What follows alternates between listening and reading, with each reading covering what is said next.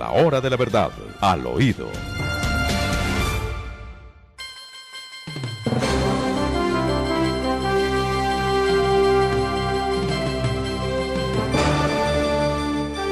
Bueno, Demar, ¿qué quiere contarnos hoy al oído? Empiece usted. Bueno, no tenemos contacto con Demar Córdoba, al Ahí parecer. está, ahora Bueno. sí. Ahí que está, doctor Fernando. Empecemos, si les parece a ustedes, por un anuncio que se produjo ayer, pero que ya habíamos comentado que esto ocurriría, y es la renuncia de Rodolfo Hernández al Senado de la República.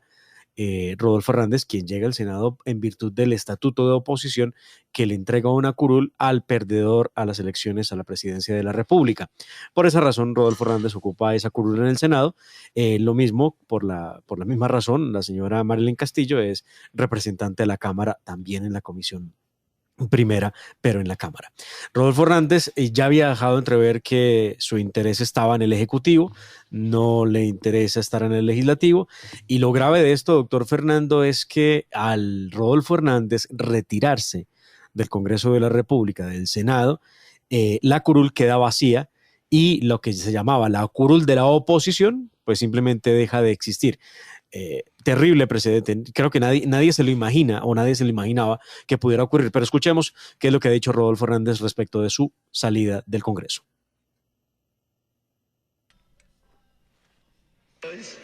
La decisión de renunciar está tomada. La decisión de renunciar está tomada. Bueno, esa no es una decisión libre. Es un servicio obligatorio, sino para qué se prestó para ser candidato a la presidencia. ¿Traía consigo esta obligación? Las obligaciones son para cumplirlas. El señor Rodolfo Hernández no está renunciando a un cargo gratuito que solamente le interesa a él. Tiene la obligación de cumplir un deber. Y eso no se puede salir con el chiste de que es como poner a Messi de portero. Entonces Messi serviría de delantero, pero no sirve de portero. Esas son pamplinas, esas son tonterías. Hay un deber constitucional. El candidato derrotado debe ir al Congreso de la República y esa es su obligación. Eso no es de libre elección, Demar. Pues lo cierto es que don Rodolfo deja la curul, pues se va a quedar los más de 10 millones de colombianos que votaron por Rodolfo Hernández, se quedan sin representación en el Senado de la República. Y por otra parte, hubo un tema ayer, doctor Fernando, que se salvó en medio de esa reforma política que plantea el petrismo en cabeza del señor ministro de Interior, quien ha dicho que es necesaria la reforma política para cambiar las dinámicas en Colombia, y es que esas dinámicas se hubieran cambiado de fondo, no solamente con las listas cerradas, que es una de las propuestas, con la financiación preponderantemente del Estado a los partidos políticos, sino también pretendían, y este fue el articulillo que se hundió por fortuna, acabar con la función disciplinaria de la Procuraduría sobre los servidores de elección popular. Esto le llaman ellos, esto es un tema de Petro, ¿recuerda usted? Cuando hubo el fallo de la Comisión Interamericana, de la Corte, que ordenaba a Colombia quitarle más o menos los dientes a la Procuraduría porque no debía sancionar a los alcaldes porque habían sido elegidos popularmente, y que si había una separación del cargo debía ser con ocasión a una sanción judicial penal, pero no disciplinaria como ocurre con la Procuraduría. Estaba en el articulado la posibilidad de que la Procuraduría se quedara sin ese recurso, sin esa función, que es de las principales funciones que tiene la Procuraduría, pero pues lograron hundir ese punto en la reforma. Lo que no se hundió fue esa idea que aún sigo sin entender de la paridad de género. Dicen que listas cremalleras con paridad de género garantizan que haya más o menos mujeres participando del evento electoral. Esa es sencillamente una estupidez. Esa es una estupidez. Porque yo me pregunto entonces, si hay hombres que son mejores candidatos, esa es una ley contra los hombres. Esto no puede ser así. Son unos sencillos idiotas, en el Congreso de la República haciendo las leyes. Paridad de género, de manera que tantos hombres como mujeres, si hay más mujeres disponibles, que vengan más mujeres. Se lo dice alguien que ha trabajado toda la vida con muchas mujeres. Aquí, en la hora de la verdad, las hemos tenido no solamente para consuelo, sino para honor de la hora de la verdad. Muchas mujeres, de manera que no nos pueden acusar de que no las amamos y que no las estimamos. Las respetamos en grado sumo porque son extraordinarias, pero esto de la paridad de género es una estupidez, sencillamente es una estupidez. ¿Qué más de mal? ¿Que hay diferencias entre el ministro de Defensa y la policía sobre las invasiones? Esto es increíble, solamente ocurre en Colombia y aquí pareciera a la gente no importarle. El ministro de la Defensa y la policía tienen una versión diferente respecto de lo que está pasando con las invasiones en Colombia. La policía ha dicho que efectivamente existe detrás de las invasiones ilegales en todo el país miembros de bandas terroristas como el ELN, como las FARC e inclusive las BACRIM.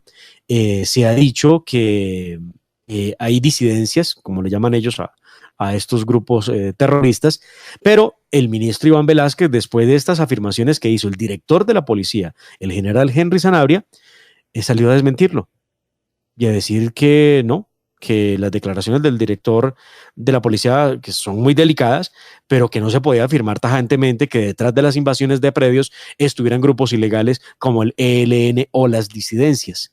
Dijo que simplemente era una hipótesis que se estaba analizando, pero que no es una información contundente que estén detrás. Esto, Bueno. ¿quién lo entiende? O sea, ¿cómo que el general, el director de la Policía Nacional, sale a hacer unas afirmaciones en RCN donde dijo hay mafias de personas que tienen en algún momento que entregarle dinero a ciertas personas para que invadan terrenos, otras que perturban realizando incendios? Habló de disidencias, habló de las FARC, habló del ELN, pero el ministro de Defensa dice que no se puede afirmar eso. Bueno, el ministro de Defensa no sabe dónde está parado.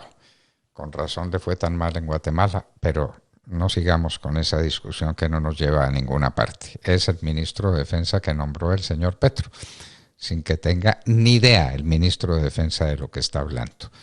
No prestó servicio militar y no ha estudiado el tema militar, porque muchos no prestamos servicio militar, pero hemos estudiado a fondo y amamos inmensamente y respetamos la tarea de las fuerzas militares y de policía. Muy bien. Entonces, y lo que faltaba, pues, diga, doctor Fernando, pues, ahora el presidente Gustavo Petro en su viaje por los Estados Unidos, del que esperamos nos den cuentas porque ahora está su esposa acompañándolo en todo el viaje, escribió hace 12 horas, hoy le pedí perdón a Haití por el asesinato de su presidente cometido por mercenarios colombianos. Esto es un despropósito. ¿A qué hora fueron procesados y condenados estos ciudadanos colombianos? Están en una cárcel, les han negado el debido proceso, no los han llevado a un juicio, no los han condenado, pero el presidente de Colombia los condenó anoche y los culpó de haber asesinado al presidente de Haití. Bueno, eso es Petro. Y a propósito de la señora primera dama, parece que estuvo en Londres, o donde estuvo, en uno de los hoteles más costosos que hay, con una tarifa gigantesca, y que pues tuvo unos gastos extraordinarios. ¿Quién los cubrió? ¿Y por qué los cubre el Fisco Nacional, si es que ese es el caso? Si eso fue con la plata de la señora Alcocer, que parece que tiene mucha, pues no hemos dicho nada. Pero parece pues que no se alojó en cualquier hotel la señora Vamos a preguntarlo porque aquí hay que saber desde cuándo viajó, en qué avión viajó, si lo hizo como correspondería en un avión privado, una aerolínea normal pública, o si lo hizo en un avión privado y de quién era el avión, o si el avión es uno de los aviones de presidencia, porque llama la atención que el presidente Petro viajó, veo yo que fue la aeronave más grande que tiene la Fuerza Aérea Colombiana, de haber sido en el Júpiter, porque llevó una delegación enorme a Estados Unidos para que lo acompañara, lo que significa que no llevó el FAC 001, sino que se fue en un avión de la Fuerza Aérea. O sea que el avión presidencial, ¿dónde está o dónde estaba? Fue el que se utilizó para llevar a la primera dama a Europa. Estuvieron recuerde usted que ella estuvo condecorando al embajador de Noruega en Colombia, al ex embajador, estuvo en Noruega, fue en ese avión. ¿Dónde se quedó en Noruega? ¿Cuántos días? ¿Cómo fue su periplo hacia Londres? Ahora está en Estados Unidos. Creo que son preguntas que nos van a poder responder perfectamente y sería muy curioso que estos amigos que luchan contra el cambio climático y se rasgan las vestiduras diciendo que el petróleo es más venenoso y peligroso que la cocaína, pues andan utilizando dos aviones para poder viajar, uno para la primera dama y otro para el presidente. Lo vamos a preguntar, vamos a ver qué nos dice el gobierno. Bueno, y si fue con una delegación, ¿dónde se alojó la delegación? Y si Petro fue con mucha gente a Nueva York, ¿dónde se alojan? ¿Y con el dinero de quién? ¿Y hacer qué? Se fueron a Nueva York, que uno entiende que vaya el presidente de la República que tiene que pronunciar un discurso y es la asamblea a la que concurren los jefes de Estado. Eso está bien, pero ¿por qué tiene que ir con una nutrida delegación cuando estamos en época de austeridad? Se presume, ¿no? Pero aunque no fuera época de austeridad, hay que mirar cómo se gasta el dinero de los colombianos. Muy bien, hay un escándalo en Cali. ¿De qué se trata? Las empresas públicas de Cali, el equivalente a las empresas públicas de Medellín o algunas de las empresas públicas que hay en Bogotá, en Cali. Pues ¿Qué pasa? Esto es vergonzoso. Lo que se ha conocido en las últimas horas es un contrato celebrado con la Unión Temporal AMI que dejó en evidencia unos sobrecostos, una denuncia realizada por un dirigente sindical de Sintrem Cali, John Trejos, que indica que se compraron televisores de 55 pulgadas Smart en 42.897.987 millones de pesos. ¿Ha escuchado la cifra, doctor Fernando? 42 millones de pesos. 40 veces más de lo que pueda costar un televisor. Cuesta, obviamente, pues digamos, el más avanzado puede costar 3 millones, 4 millones, pero pues nunca un televisor va a costar 42 millones de pesos. Una silla ergonómica de uso intensivo 24/7. La silla cuesta 17.968.474 pesos. ¿Para sentar a quién? ¿Al gerente de Cali o qué? Supone uno que debe haber sido para el gerente, sí. Una silla se llama ergonómica de uso intensivo, 24/7. No conocía ese tipo de sillas, vea, pues, uno va aprendiendo. Con estos contratistas, una estación de trabajo tipo administrador cuesta 49.327.594 pesos. Un teléfono IP para estaciones de trabajo, 1.368.000 pesos.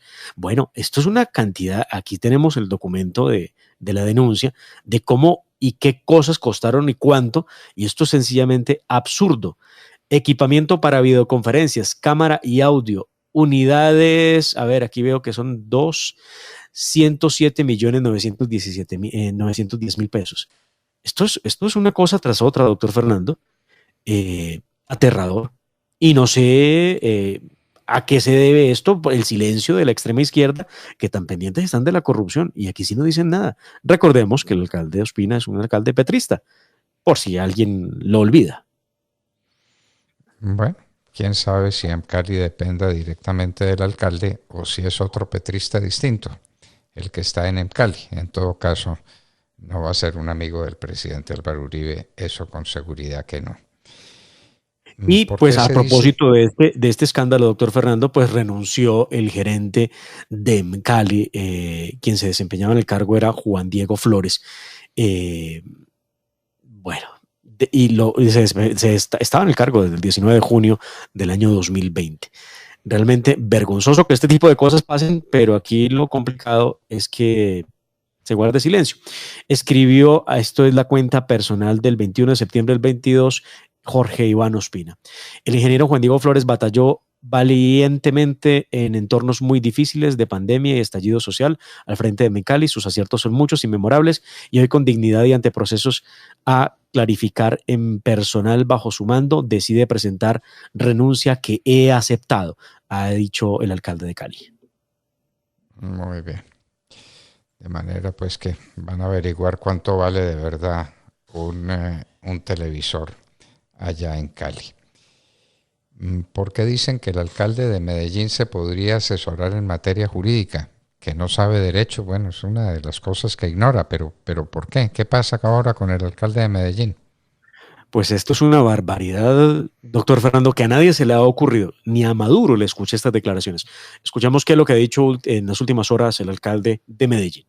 Como alcalde de la ciudad de Medellín y en el marco del Clinton Global Initiative, foro que reúne a los líderes, organizaciones e instituciones demócratas más importantes del planeta que se juntan para luchar, para enfrentar los retos globales y entendiendo que el cambio climático hoy es el reto más importante que enfrenta nuestro planeta, reconociendo que Medellín es una de las ciudades más afectadas por el cambio climático, que el 82% de los gases de efecto invernadero y contaminantes que se emiten en nuestro territorio provienen de fuentes móviles. La ciudad ha tomado la decisión de prohibir a partir del año 2035 la venta de vehículos a gasolina. Con esta decisión que tomamos, buscamos no solo reducir los gases de efecto invernadero en el planeta que causan... Y como a razón de que, doctor Fernando, un alcalde puede tomar la decisión de prohibir la venta de vehículos a gasolina en su municipio o su ciudad. Pero a partir del año 2035. Pero además, a partir del año 2035, ¿como a razón de qué? ¿Es que va a ser alcalde vitalicio, va a ser presidente, dictador? ¿Cómo lo hace? Le está manejando la vida al que sea alcalde de Medellín en el año 2035. Entonces no habrá carros que se muevan con gasolina. ¿Quién sabe de aquí al 2035 qué esté pasando? Y por eso para el 2035 habrá un alcalde que no será pinturita. Y ese alcalde tendrá que responder por la ciudad y tendrá que tomar las decisiones que deba tomar acompañado del Consejo Municipal, ¿no? Entonces vaya a ver pues estas facultades de dónde las saca el alcalde sin contar con el Consejo Municipal de Medellín. Pero en fin, las tomó y entonces teóricamente Medellín no tendrá carros a gasolina desde el año 2035 en adelante. Faltan 13 años. Y a la velocidad a la que marcha la tecnología, a la velocidad a la que marcha el mundo, nadie puede saber qué va a pasar dentro de 13 años, ni por qué el alcalde de hoy dispone de lo que tenga que ser la ciudad dentro de 13 años. Increíble. Entre tanto, y en noticias de último minuto, doctor Fernando, se anuncia y se confirma que el narcodictador nicaragüense Daniel Ortega ordenó sacar del aire la señal de CNN en español. A esta hora las redes sociales se inundan con la noticia y la orden se dio a partir de las 12 de la madrugada, de 12:07 de esta madrugada, hora local. Ya pues estos que se parecen tanto. Vea pues. Recuerde usted cómo fue el discurso de Boric, el discurso de Fernández. Que hay que recordar. El señor Fernández, en el discurso ante la ONU, resolvió salir a decir a hablar del atentado fallido en contra de Cristina Fernández y a solidarizarse obviamente con ella. Entre tanto, Boric salió a insistir en que hay que darle ese golpe de Estado a Chile para meter a las malas la Constitución que hicieron para poderle cumplir a su electorado. Y por otra parte, Pedro Castillo... ¿Quién dice eso? Boric insiste en que hay que... para él el proceso no se acabó como constitucionalmente ocurre, ¿no? Para él el proceso no se acabó y por eso es posible, según él, imponer su constitución chilena. Y lo defiende ante el plenario de la ONU. Cuando empezó a hablar Boric, se retiraron una cantidad importante de asistentes. Habrá quedado entre 35 o 40 personas que lo escuchaban. 20 menos de los que escucharon al presidente Petro. Y pues defendió su proceso constituyente e insistió en que es posible la nueva constitución de Chile. Y Pedro Castillo se pasó también hablando de la necesidad de mejorar la educación para dar mayores oportunidades, e inmediatamente desde su país le recordaron que si hay alguien que no ha hecho nada por la educación en el Perú, es Pedro Castillo precisamente. Muy parecidos estos discursos de estos grupillos de los que apoyó el Grupo de Puebla y el Foro de Sao Paulo. Y quién sabe con qué se fue el presidente de Argentina, ¿no? A defender a doña Cristina Fernández, o a qué se iría el presidente de Argentina, que tiene tantas cosas que hacer en el campo internacional, distinto pues de apoyar a la presidenta, a la vicepresidenta de Argentina, que es de hecho la presidenta, porque es la que manda. ¿Quién es el presidente? El que manda. ¿Quién manda en la Argentina? La señora Cristina Fernández. Y el presidente electo es un pobre diablo que hace lo que Cristina Fernández le diga que haga. Muy bien. Sí, señor. ¿Ya tenemos alguna otra cosa que contarle al oído Claro, a la sí, gente? señor. Hemos visto en las redes sociales fotografías que ha publicado Timochenko, Rodrigo Londoño. Uno de esas fotografías que llama la atención dice lo siguiente: compartiendo con los niños del preescolar Instituto Educativo Pedacito de Cielo en la Tebaida, Quindío. Mi sueño es que los niños y niñas de mi tierra natal crezcan felices, llenos de amor y lejos de la guerra. ¡Viva la paz! Aparece este señor rodeado de unos niños que, a ver, calculo sus edades, entre los 5 y los 6 añitos. Son niños muy pequeñitos. Estos niños no saben quién es él. Pero revisando archivo, doctor Fernando, encuentra un reporte de RCN que nos recuerda que según la Corte Penal Internacional, este señor tenía 16 condenas por asesinato, secuestro, toma de rehenes, desplazamiento forzoso y reclutamiento de niños. Lo mismo que 182 procesos judiciales, de los cuales 106 incluyen el cargo de homicidio en Colombia. ¿Qué pasa? ¿Por qué una persona con este prontuario puede estar compartiendo con niños, vendiendo la idea que nunca hizo nada, que no cometió nada? No sé.